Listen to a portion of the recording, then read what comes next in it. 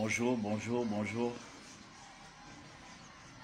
Bonjour à tous. Comment ça va par ici?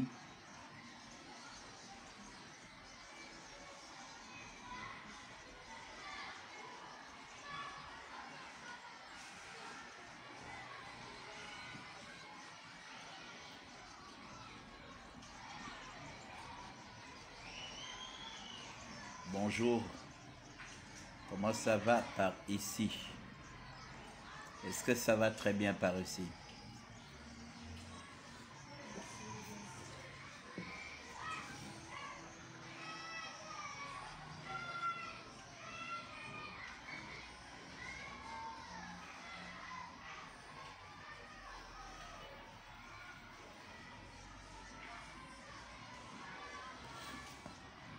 Est-ce que ça va par ici?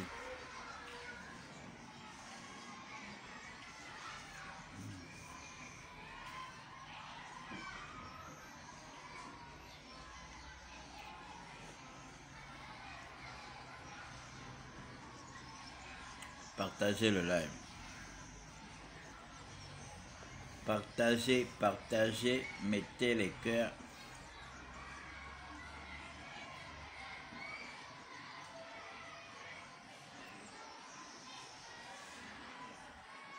Mettez les cœurs, mettez les cœurs.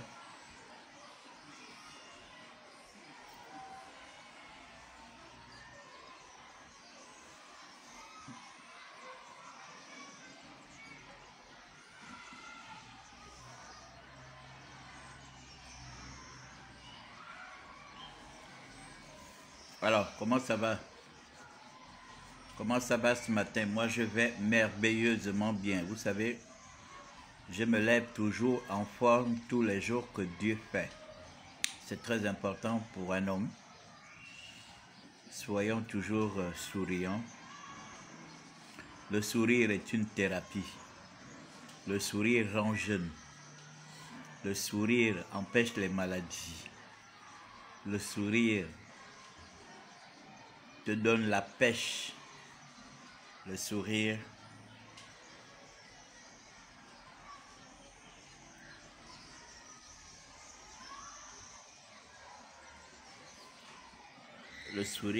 rend toujours.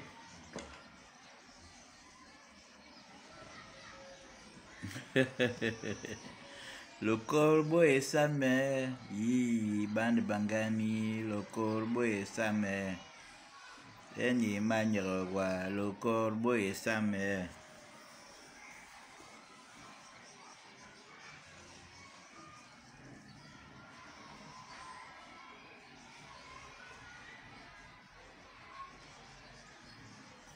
Vladimir Poutine. On a, non, vous avez des noms. On a quand même Vladimir Poutine.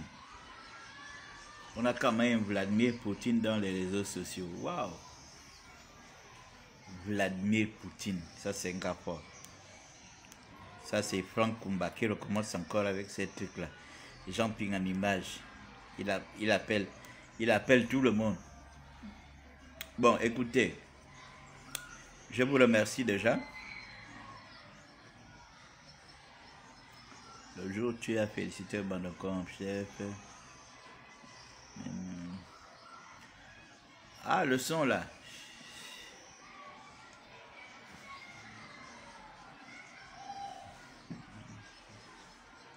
Bon, on va parler un peu de tout, hein. Mais je vais commencer par parler du sport, c'est-à-dire le football. Alors, l'ancien président de la Fédération gabonaise de football, Monsieur Pierre-Alain Mungengi, a été nommé hier comme inspecteur général des services au ministère des Sports, ce qui prouve à suffisance que ce dernier ne sera plus candidat à la Fédération gabonaise de football.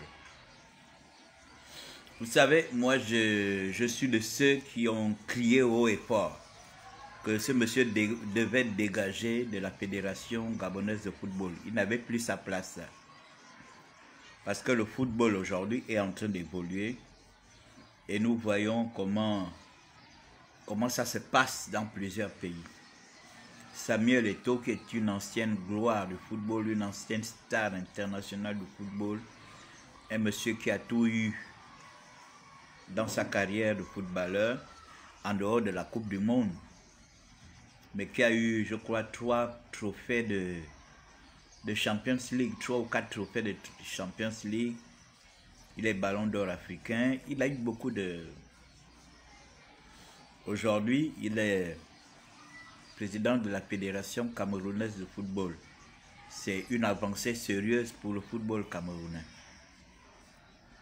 Il y a Didier Drogba qui est en train de se préparer aussi pour être président de la Fédération sénégalaise de football. Voilà. Il y a également El Hadji Diouf qui est en train de se battre au Sénégal pour être aussi président de la Fédération sénégalaise de football. Au Gabon, il y a Ondo Valéry qui est en train de se battre pour être président de la Fédération gabonaise de football. Et puis il y a cet ancien arbitre FIFA, Eponzolo, qui également est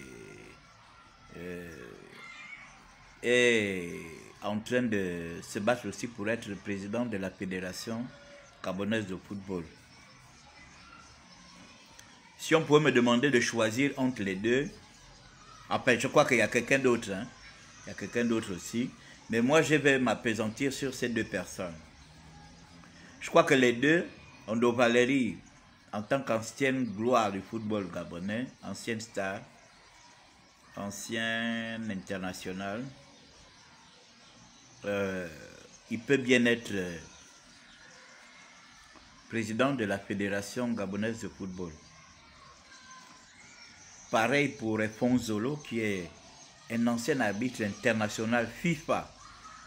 Il n'est pas arbitre CAF, mais il était arbitre FIFA parce que il a commencé par arbitrer en Europe. Il a arbitré en Europe et je me dis qu'il a un carnet d'adresse en tant qu'arbitre FIFA. Il a un carnet d'adresse qu'il peut faire valoir, hein, qui peut apporter quelque chose au football gabonais.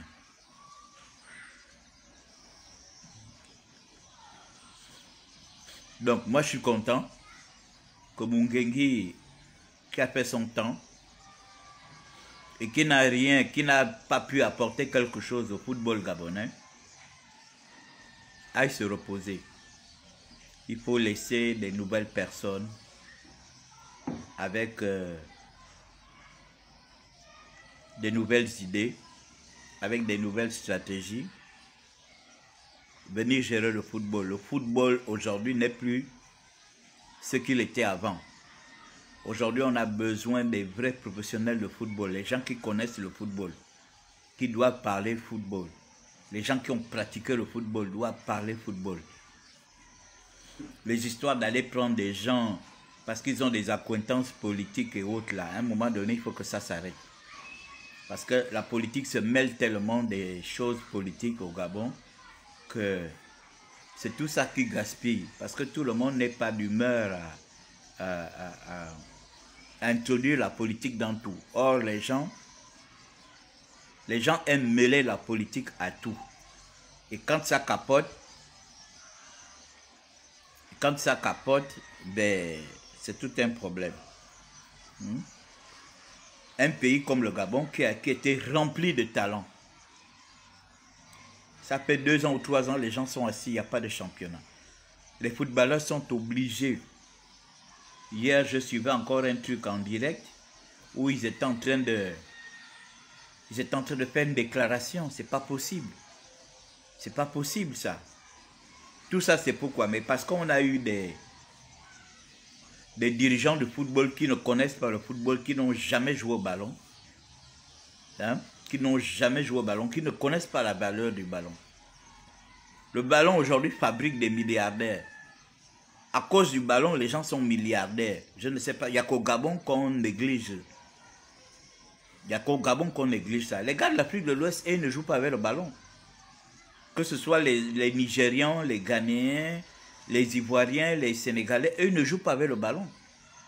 Ils ne jouent pas avec le football plutôt. Le football, c'est une vie, c'est un avenir. Il n'y a qu'au Gabon, ici en Afrique centrale, où on prend les footballeurs pour des moins que rien. Ce sont eux qui sont en train de supplier les autorités gabonaises d'organiser le championnat. C'est quand même malheureux. Tout ça à cause des dirigeants de ce pays qui ont enfumé les Gabonais. On va faire un championnat professionnel, oh, vous aurez ci, oh, vous aurez ça. Vous aurez ci, vous aurez ça, vous aurez machin. En fin de compte, rien. Daniel Cousin a même dû quitter la France pour venir s'installer au Gabon. Parce qu'il pensait réellement que le Gabon allait se lancer dans le football professionnel. Mais hélas.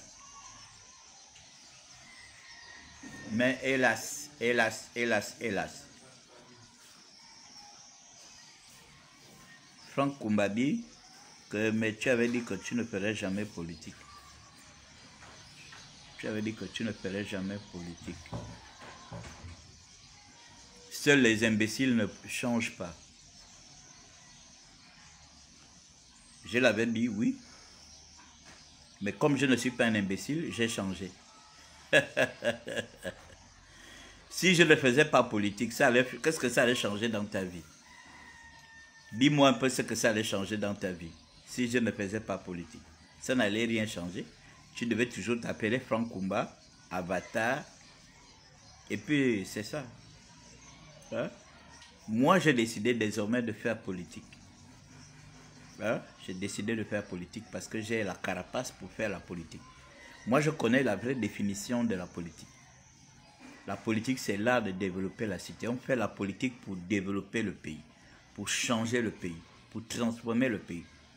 On ne fait pas la politique pour que ton ventre pousse jusqu'à ce que ça éclate. On ne fait pas la politique pour que tu changes de voiture, pour que tu aies des maisons de luxe. Non.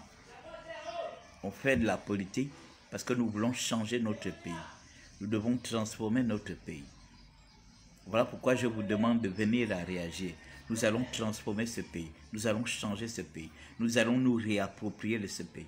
Ce pays sera le pays de tous les Gabonais. Un Gabonais pourra faire ce qu'il veut. Si tu veux faire des affaires, tu fais des affaires. Si tu veux faire de la politique, tu fais de la politique. Si tu veux travailler, tu travailles. C'est ça la politique. Si tu veux jouer au ballon, ceux qui ont décidé de jouer au ballon, de gagner leur vie avec le ballon, ils joueront au ballon. Ceux qui ont décidé de faire de la musique, ils joueront de la musique et ils gagneront de l'argent. Ceux qui ont décidé de devenir des sculpteurs, des peintres, des machins, des décorateurs, tout ça là, chacun fera. Et il vivra de son art. Voilà pourquoi il est question de réagir. Parce que nous devons nous réapproprier tous nos secteurs. Ceux qui veulent faire le commerce feront le commerce. Ceux qui veulent faire de l'art, de la musique et autres, du football, du sport, feront du sport. Et ils seront accompagnés. C'est ça. Voilà le Gabon dont on rêve. C'est le Gabon là qui m'a mené à faire de la politique. Voilà pourquoi je décide d'aller en politique. Parce que il ne suffit pas de faire des lives tous les jours avec vous comme je fais là. Hein? Mais il faut que je mette mes idées au service d'un parti politique. Vous avez compris? Pour qu'on ne dise pas seulement, oh, eux ils sont seulement forts pour parler. Si on leur donne le pays là, on ne sait même pas comment ils vont commencer. Non, c'est pas qu'on ne sait pas comment on va commencer. Nous, on sait comment on va commencer.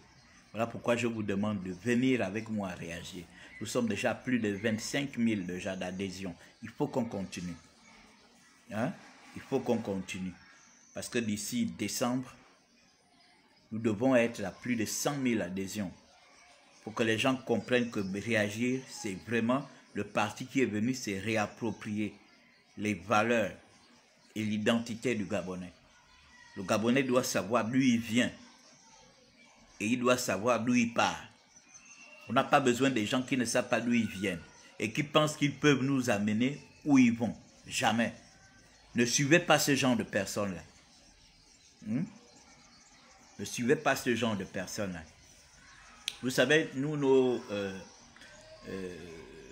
dans nos villages, quand tu arrives, hein, quand tu viens par exemple passer les vacances, quand tu viens avec un ami d'abord, le père demande d'abord, comment tu t'appelles mon fils? Oh, je m'appelle, tu es le fils de qui? Oh, je suis le fils de tel. Tu es de quelle ethnie? Oh, je suis Fon. Tu es de quelle tribu? Oh, je suis de la tribu telle, telle, telle. Et votre mère, elle est de quelle tribu? Elle est de la tribu telle, telle. Voilà. Il faut que chaque Gabonais apprenne, à expliquer ça. Hein? Chaque Gabonais doit apprendre. Je m'appelle Jules Bertrand Mekamba, je suis le fils de Mekamba et de Madame Mekamba. Mon père est de telle tribu, ma mère est de telle tribu, mon père est de tel village, ma mère est de tel village. Hein? Voilà. Le père de ma mère s'appelait telle personne, la mère de ma mère s'appelait telle personne, le père de mon père s'appelait telle personne, le père de ma mère, le père de mon père, la mère de mon père s'appelait comme ça. Moi, je connais tout ça. Ça fait partie des valeurs. Ça fait partie des valeurs. Ce qui fait que quand je suis chez moi dans le Goué-Vindo, de Makokou jusqu'à Boué, dès que je présente le nom de mon père, on me reconnaît automatiquement. C'est ça, c'est ce que nous devons nous réapproprier. C'est ça, réagir. Réagir doit être... on doit connaître qui est qui. C'est ça. Hein? Voilà.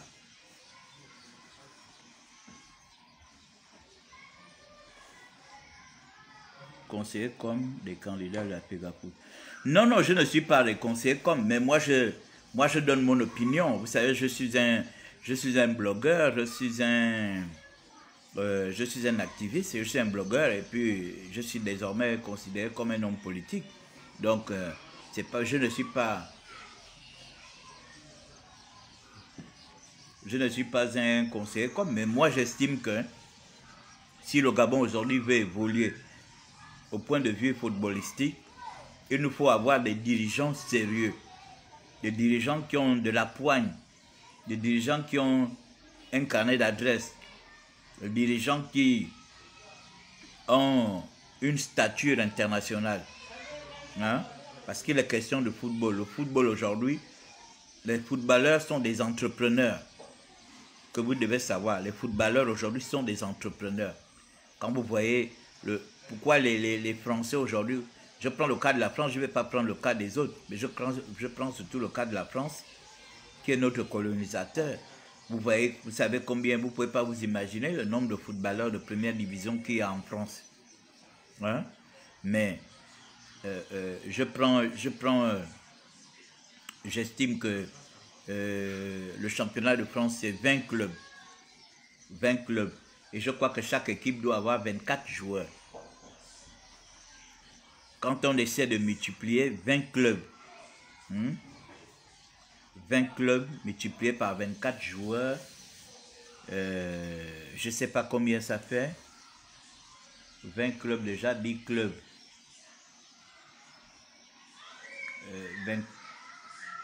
20 clubs déjà, 10 clubs multipliés par 24.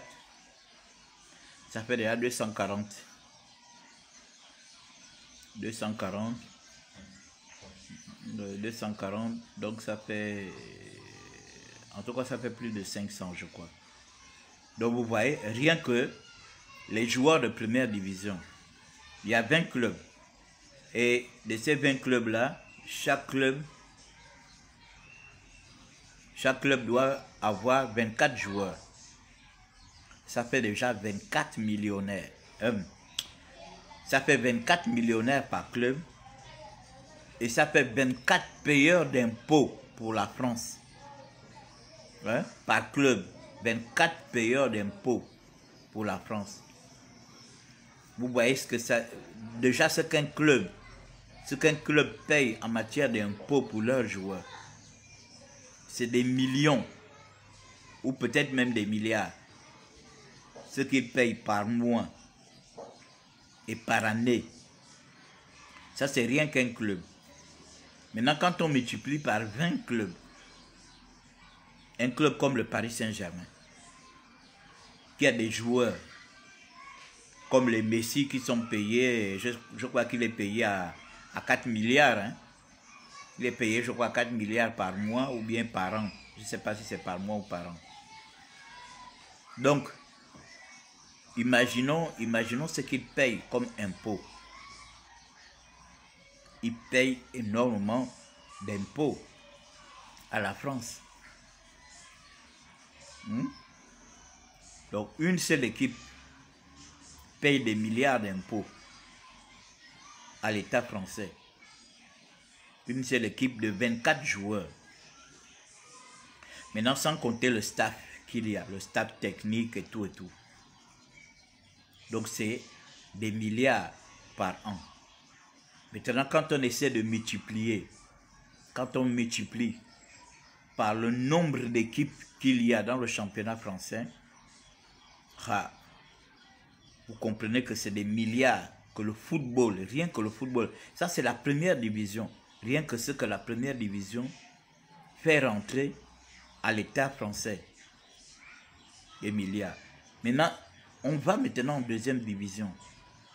Là-bas aussi, il y a des professionnels qui sont payés aussi en millions. Eux aussi payent les impôts. La D2 aussi, c'est 20 clubs.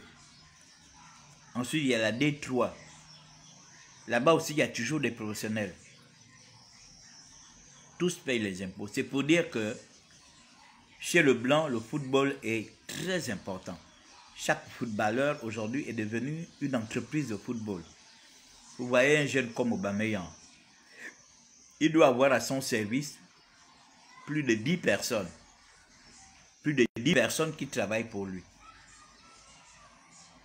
Son père travaille pour lui. Sa mère travaille pour lui. Ses frères travaillent pour lui. Maintenant, il y a des domestiques. Il y a les domestiques, il y a certainement les cuisiniers, les ménagères, les jardiniers, les chauffeurs, certainement les nounous. Toutes ces personnes. Donc, c'est un chef d'entreprise. En dépit du fait que c'est une grande star de football, mais c'est un chef d'entreprise. Il a aussi certainement des conseillers en communication. Il a des conseillers financiers. Il a des conseillers en images qui le suivent partout, qui regardent ses matchs, qui filment, qui regardent ses images, qui récupèrent. Ouais. Donc, le football aujourd'hui est une industrie. Hein? Les Européens l'ont compris. Voilà pourquoi ils ne jouent pas avec le ballon. Des équipes comme les Paris Saint-Germain, c'est des équipes qui payent des gros impôts à l'État français. Les Marseille payent des gros impôts. Y compris tous les autres clubs. Les gars, ils payent des gros impôts au fisc français. Et ça fait rentrer de l'argent. Ça fait rentrer énormément d'argent. Donc, on ne joue pas avec le ballon chez eux. Là, c'est rien que le football. Maintenant, il faut aller au basket. Les basketteurs, c'est des professionnels, eux aussi. Leur club paye des milliards d'impôts pour eux. Le basket. Il y a combien de trucs de basket? Le rugby. Les rugbymen sont des professionnels aussi.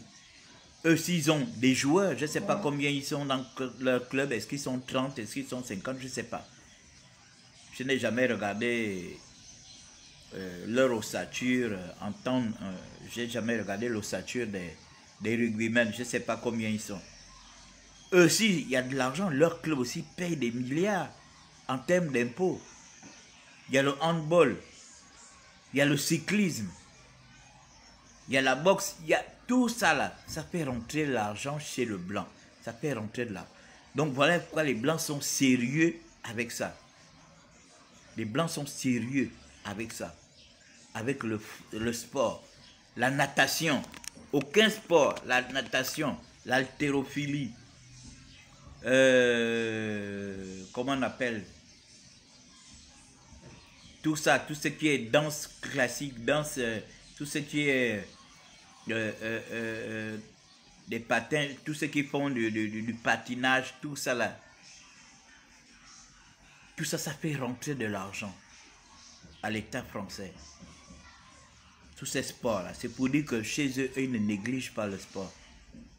C'est ici en Afrique où on joue avec le sport, et principalement au Gabon. Parce que on est dans un pays où c'est l'État qui doit financer le football. Mais à un moment donné, il faut que ça s'arrête. L'État ne peut pas exiger à ce que des équipes, à ce que des entreprises, des grandes entreprises financent des clubs de football, comme à l'époque où il y avait Sogara, il y avait Petro, il y avait Ajax, il y avait Shell. Hein? Je ne sais pas pourquoi ils ont arrêté tout ça. Parce que quand ils ont arrêté, il y avait le CSB. CSB, je crois que c'était l'équipe de la caisse. Il y avait le CSB, il y avait Ndela, qui était l'équipe de... qui était l'équipe de la SCG. Il y avait Delta, qui était l'équipe de Gabon Télécom, de OPT. Alors, tous ces trucs-là sont finis. Parce que au Gabon, la politique a détruit le football. Il faut nettoyer jusqu'à la racine. Effectivement, la politique a tout détruit. On a tout politisé. Voilà un monsieur comme Mungengi, un grand pédégiste. Est-ce que pour être un manager, pour être un président de la Fédération gabonaise de football, il faut forcément être un militant du PDG? Voilà Eto'o qui est président de la Fédération camerounaise de football. Est-ce que vous avez entendu qu'il milite au RDPC ou bien machin? Non. Eto'o, il a été élu, c'est par rapport à ce qu'il représente, par rapport à ce qu'il est. Il n'est pas été élu parce qu'il danse avec Paul Biya ou bien il chante avec Paul Biya. Non. Il faut qu'on sorte de ça en Afrique. Pareil comme Didier Drogba. Didier Drogba, il s'entend avec tout le monde. Il a des bons rapports avec tout le monde. Didier Drogba n'est pas dans le parti de Laurent Gbagbo, comment on appelle, Alassane Ouattara. Non. Il n'a pas besoin de ça. Voilà des gens qui ont compris. Ils ont compris que quand on est à ce stade-là, vous ne devez pas amener tout le monde vers vous. Parce que parmi les gens qui supportent le football, là-dedans, il y a des opposants. Pêle-mêle. Il y a des gens de la majorité aussi dedans. Donc, quand on occupe ce genre de fonction-là, il faut être impartial. Tu ne dois être ni du PDG, ni de l'opposition. Tu dois aimer tout le monde. Comme un artiste. Mais quand un artiste a déjà des préférences, mais je te jure que tu vas avoir des problèmes, tu vas avoir des sérieux problèmes pour émerger. Je prends le cas de Créole. Elle est en pleurs depuis quelque temps. Elle a perdu un de ses meilleurs amis qui est mort. Mais si c'était une artiste impartiale, nous tous là, on aurait fait des lives pour l'adresser des condoléances et tout ça là. On aurait fait des lives de soutien, de ceci, de machin. Mais malheureusement, les Gabonais ne prêtent même pas attention. Les gens en parlent même juste comme ça. Les Gabonais ne prêtent même pas attention au décès qui a frappé, qui frappe son équipe. Parce que ce gars-là était dans son équipe. Pourquoi? Mais parce qu'elle a voulu à un moment donné. Elle a voulu s'afficher. elle a voulu s'afficher, elle a voulu montrer que moi, voilà, moi je suis avec les gens là, je vous demande de venir avec. Non, il faut éviter ça. Quand on est une star, quand on est un joueur de football, une star de football, ou bien une star de la chanson ou quoi, il n'y a pas de parti pris. Vous voyez Drogba, et pourtant Drogba est de la famille, et j'ai même famille, il est de la même ethnie que Laurent Gbagbo. Ils sont tous bêtés. Il aurait pu, à l'époque où Laurent Gbagbo était en guerre, à l'époque où il y avait la guerre ou quoi, ou bien à l'époque où Laurent Gbagbo était à La Haye, Drogba aurait pu dire que non, je ne suis pas d'accord, parce que Laurent Gbagbo, nous sommes de la même ethnie, donc voilà. Non! Mais il a toujours joué pour la Côte d'Ivoire. Il a toujours rencontré le président Alassane Ouattara, il a toujours rencontré tout le monde. Hein? Et quand on est une star, on est une personnalité publique, on se met au-dessus. Pareil comme Eto'o. Eto'o, pour être président de la Fédération camerounaise de football, il n'est pas allé prendre sa carte de RDPC. On ne l'a pas exigé que non, il te faut avoir une carte de RDPC. Il te faut être militant de RDPC pour mieux gérer la fédération. Non. On ne lui a pas demandé ça. On ne lui a pas demandé ça. Hein? Lui-même, il s'est battu pour occuper cette place de président de la Fédération camerounaise de football. C'est comme ça que ça doit se passer. On ne doit pas exiger, les gens un président de la fédération ne doit pas forcément être un pédégiste ou quelqu'un de l'opposition, non. Parce que tu dois faire en sorte que tout le monde, parce qu'aujourd'hui il y a deux composantes, il y a ceux qui sont dans l'opposition, il y a ceux qui sont dans la majorité. Donc tu dois embrasser tout le monde, et ceux qui sont dans l'opposition comme dans la majorité. Tu ne dois pas forcément montrer aux gens de la majorité que tu es avec eux, et tu t'en fous du reste, parce que le reste, c'est la majorité. Nous sommes majoritaires. C'est ce que Mungengi, lui, il a voulu montrer qu'il jouait les PDG. On le voyait même parfois dans des tournées du PDG à l'intérieur du pays. Mais tu es président de la Fédération gabonaise de football. Tu fais quoi dans les tournées du PDG? Hein? Tu fais quoi dans les tournées du PDG? Tout simplement pour le clientélisme, parce qu'il faut conforter sa place et tout, machin. Mais c'est pas sérieux. Moi, je suis content qu'on l'ait évincé aujourd'hui. Hein? Qu'il aille se reposer en tant que... Il ne peut plus rien apporter. C'est bon, il s'est enrichi, il a fait ses trucs, c'est bien. Pendant ce temps, on a tué le football au Gabon. C'est pas grave. C'est vraiment dommage parce qu'il y a des Gabonais qui auraient voulu aller plus loin. Hein? Voilà 3 ans que les enfants perdent là. 3 ans. Ils ont pris en âge. 3 ans, c'est pas 3 jours. C'est pas 3 mois, c'est pas 3 semaines. C'est 3 ans de plus dans ta carrière. 3 ans de foutu dans ta carrière. Pendant qu'en 3 ans, les autres évoluent. Regardez Aubameyang. Il va d'un club à un autre. Il fait des prouesses. Pendant que lui joue, ses frères qui sont au Gabon ne jouent pas depuis 2 ans. Pour des raisons qu'on ne comprend pas.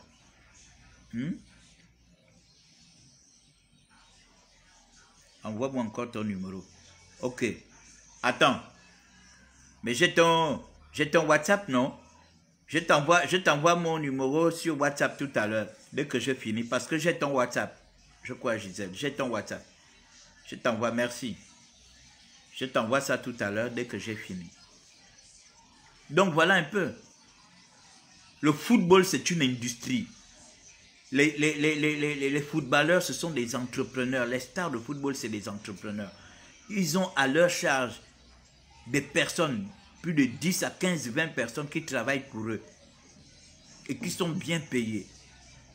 Ils ont des pages, ils ont des chaînes YouTube, ils ont des TikTok, ils ont comment on appelle ça? Ils ont des trucs dans les réseaux sociaux. Ce sont des équipes de communication qui font ça pour eux. Ils ont des pages Twitter. Hein?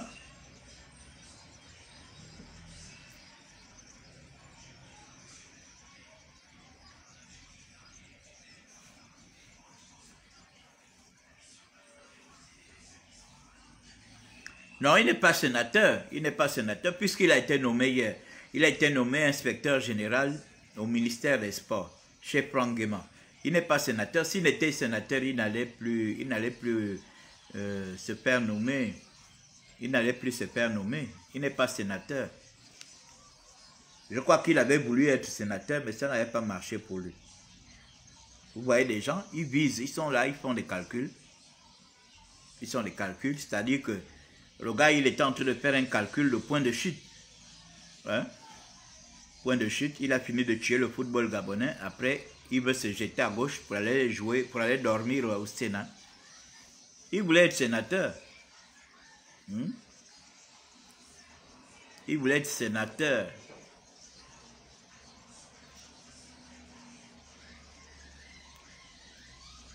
Il a été nommé inspecteur général. Des gens qui ont quasiment tué le football. On demande de laisser ceux qui ont joué au ballon, au haut niveau, ceux qui connaissent le ballon. Le ballon aujourd'hui est en train d'évoluer. Les dirigeants ne sont plus les mêmes. Vous voyez bien que les... comment s'appelait le type d'Auxerre, les Giroud, tout ça là, ils sont vieux, ils sont fatigués.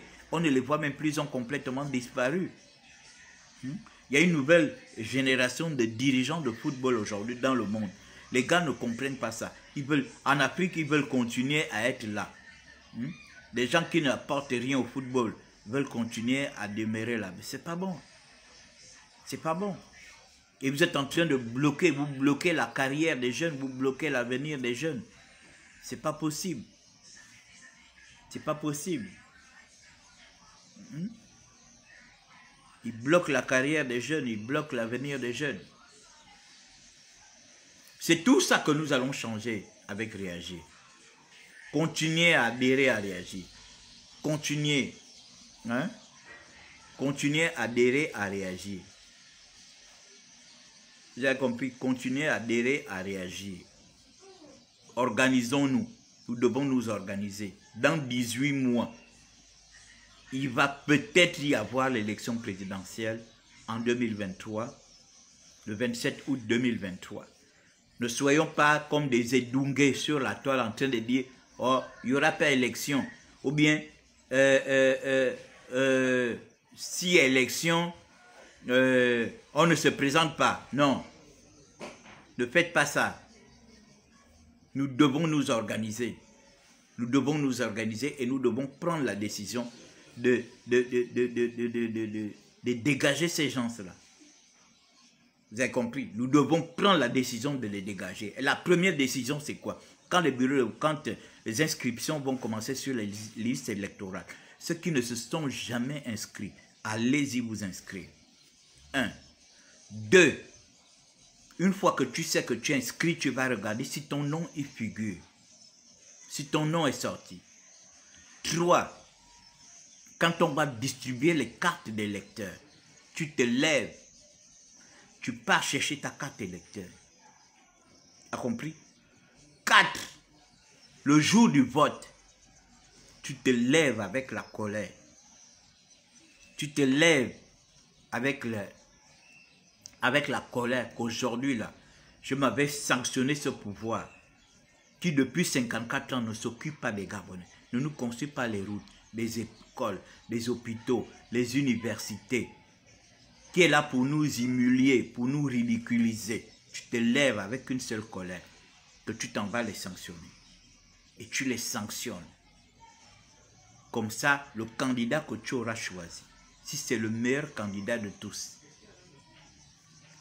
quand on va donner les résultats, quand le candidat du PDG verra qu'on l'a déjà dépassé de 100 000 voix, 200 000 voix, 300 000 voix, il n'aura pas autre chose. Il n'aura pas autre chose que de déclarer, que de féliciter celui qui l'a battu. Mais si on fait ce que nous avons l'habitude de faire, où sur un collège électoral de 800 000 électeurs, 300 000 seulement partent voter et 500 000 restent à la maison, mes frères et sœurs, vous allez encourager ces gens-là de rester au pouvoir. Vous avez compris? Parce que c'est bien beau, j'entends les gens dire, oui, on ne veut pas chasser un bongo pour remplacer un autre bongo. Mais commencez par mettre en place des stratégies pour faire partie les Bongos qui sont au Gabon. Avant de penser à ceux qui sont dehors, qui peut-être pour quelques-uns ne rêvent même pas un jour venir se présenter à une élection présidentielle. Commencez d'abord par réfléchir comment nous allons faire partir ceux qui sont ici. Parce que venir dire ça, qu'on ne peut pas chasser un Bongo pour venir remplacer un autre Bongo, ce sont des échappatoires. Ce sont vraiment des échappatoires et qui n'ont pas de sens. Commençons par nous organiser. Organisons-nous. Hein? Organisons-nous. Comment faire pour récupérer le pouvoir à ceux qui sont là? Vous avez compris? Comment faire pour récupérer le pouvoir à ceux qui sont là? Vous avez compris? Commençons par réfléchir. Comment prendre le pouvoir à ceux qui sont là? Au lieu de commencer à dire, oh voilà, on ne peut pas changer un Bongo pour remplacer un autre Bongo. Non, ça ce sont des échappatoires. Ce sont des échappatoires. Quand les gens n'ont pas le courage de changer les choses, c'est comme ça qu'ils raisonnent. Parce que les Bongos qui sont dehors ne vous ont pas dit qu'ils sont candidats. Les seuls candidats, les seuls gens qu'on sait qui sont candidats, ce sont les Bongos qui sont ici, au Gabon. Ceux qui sont hors du Gabon ne vous ont jamais dit qu'ils sont candidats. Organisons-nous pour faire partie de ceux qui sont ici. Et c'est de ça qu'il s'agit. Avant de penser à ceux qui sont hors du Gabon. Parce que ceux qui sont hors du Gabon ne vous ont encore rien dit. Ils ne savent même pas s'ils vont rentrer un jour pour être candidats. Ceux qui sont ici, eux, ils sont déjà en train de se préparer parce qu'ils veulent être candidats à nouveau. Vous avez compris? Parce qu'ils veulent être candidats à nouveau. Ceux qui sont ici. Vous voyez? On appelle à la candidature de X, Y, Z. Vous voyez tous les 12 mars en différé qu'ils font là. C'est pour appeler à la candidature de ceux qui sont ici. Donc, vous n'allez pas commencer par vous soucier de ceux qui sont dehors, alors que nous avons un gros morceau ici, que nous connaissons et nous connaissons comment il fonctionne, nous connaissons ses agissements. Vous ne connaissez pas les autres. Et on vous demande déjà d'avoir peur. On vous demande d'avoir peur aux autres. Hein? On vous demande d'avoir peur des autres plutôt. Soyons sérieux. J'ai dit, si nous nous préparons sérieusement, nous nous organisons sérieusement. Si l'élection arrive en 2023, il faut que ces gens-là nous trouvent prêts et organisés. Et comprendront qu'il y a garçons en face et nous allons les battre. Mais si nous faisons tout ce que, oh oui, qui sera candidat, qui est derrière réagir, tout ça c'est une perte de temps. Tout ça c'est une perte de temps. Tout ce qui vous dit oui, qui est derrière réagir, qui est derrière réagir, ceux qui disent ça là, c'est une perte de temps. Le Gabonais est plongé dans la distraction. Regardez depuis qu'il y a les affaires de placement là. Vous voyez combien de fois ça intéresse les Gabonais? C'est ce qui intéresse les Gabonais. De connaître que tel avait placé tel, de tel avait placé tel, de tel avait placé... Bon, pour les oreilles, pour la beauté des oreilles, oui, mais après, dans le fond, ça fait quoi? Dans le fond, ça ne rapporte rien. Hein? Dans le fond, ça ne rapporte rien aux Gabonais.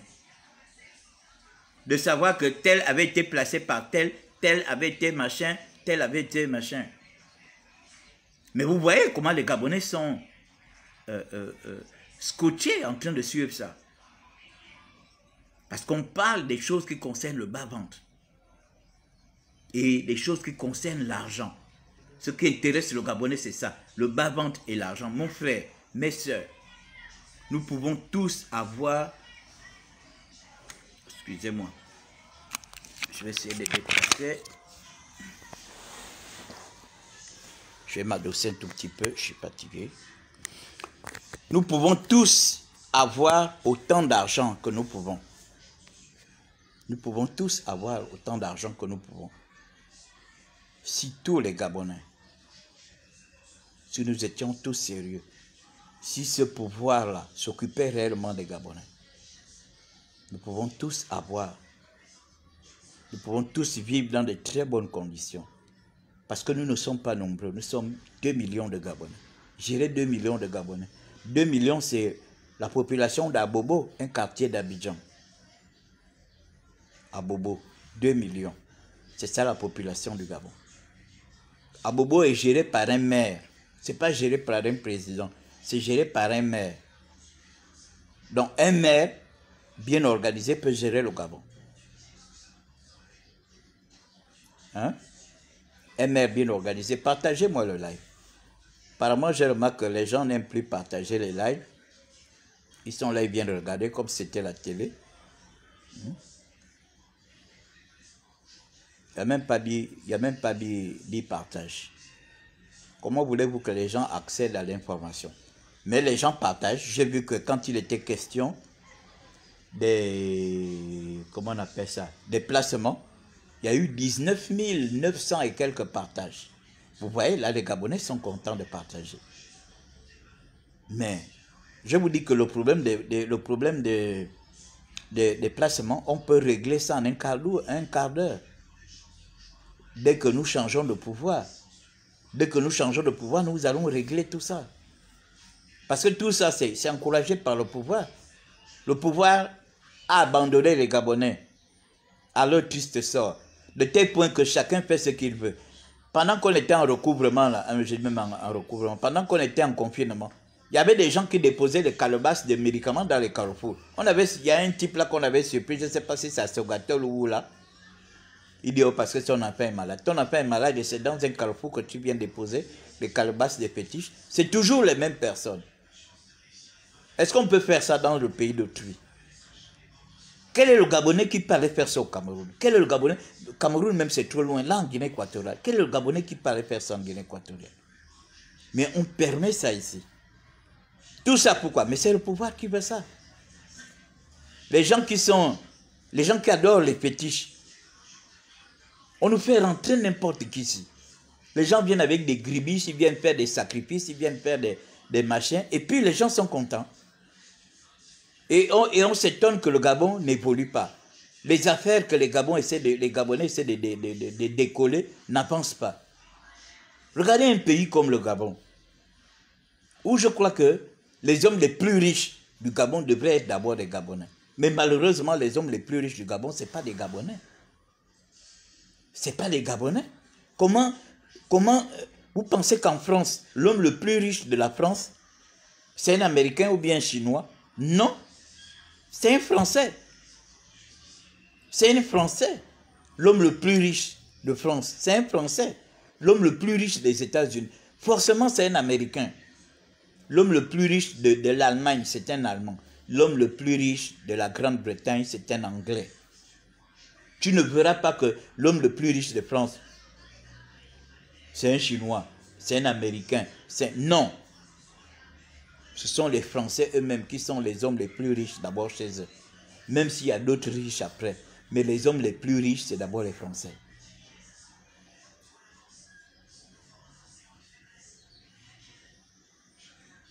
C'est comme ça.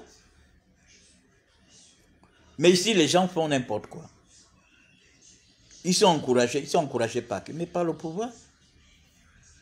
Demain, il va y avoir un nouveau pouvoir. Avec certainement réagir. Mais nous allons changer les choses.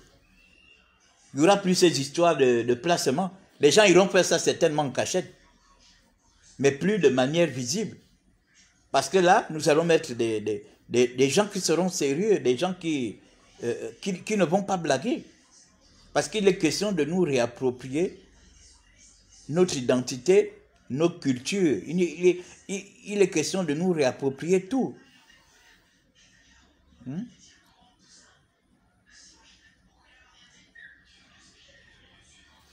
Moi, les histoires de Romain Molina, ça ne m'intéresse pas. Ça ne m'intéresse pas. Ça va changer. Presque ça va changer. On va citer le nom des gens, on va arrêter les gens, et puis c'est tout. En dehors de ça, ça va faire quoi? Moi, je m'en fous de ça. Moi, ça ne m'intéresse pas. Ce qui m'intéresse, c'est le développement du Gabon. On va où? Ce qui m'intéresse, c'est la dépravation des mœurs que les Gabonais sont en train de... La proportion que cela prend aujourd'hui. C'est ce qui m'intéresse. Et je dis, nous devons changer. Nous devons faire partir ces gens-là. Parce que si nous ne faisons pas partir ces gens-là, nous sommes coincés. Regardez, les gens viennent nous imposer une dépénalisation. Mais il y a toujours eu des homosexuels dans ce pays. Mais les gens vivent, ils vivaient cachés. Ils font leurs choses, machin. Ils n'ont jamais été menacés. C'est pas possible. Il faut aller sur... Moi, ça ne m'intéresse pas en tout cas. Ça ne m'intéresse pas. Ce qui m'intéresse, c'est la libération du Gabon qui m'intéresse. Une fois que le Gabon sera libéré, tous ces gens-là qui font de mauvaises choses là, seront mis aux arrêts. Ou bien ils seront mis en minorité. Et ils comprendront qu'ils n'ont pas la place. Mais tant que ce pouvoir-là est là, il y aura toujours ça. Molina dénonce, bon, ça fait honte. C'est parce que c'est le milieu du sport, c'est tout. Et vous voyez même, c'est même dangereux parce que... C'est même dangereux parce que... Les parents qui voulaient que leurs enfants pratiquent le sport vont se méfier. Hein? Ils vont se méfier énormément de mettre leurs enfants dans des clubs ici, dans des machins, à cause de ce type de comportement-là. Bon, ok. Donc, c'était mon petit meeting.